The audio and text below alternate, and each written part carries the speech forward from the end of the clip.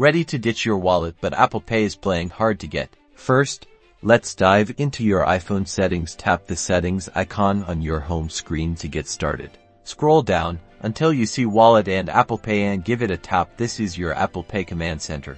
No cards listed. Tap Add Card to add your debit or credit cards and follow the on-screen instructions. Make sure to verify with your bank if needed. Next, make sure double-click side button is toggled on. This makes activating Apple Pay a breeze when you're ready to pay. Still having trouble? Head back to the main settings menu and tap General. Now tap Software Update. An outdated iOS can definitely cause Apple Pay hiccups. If there's an update available, download and install it, then restart your iPhone.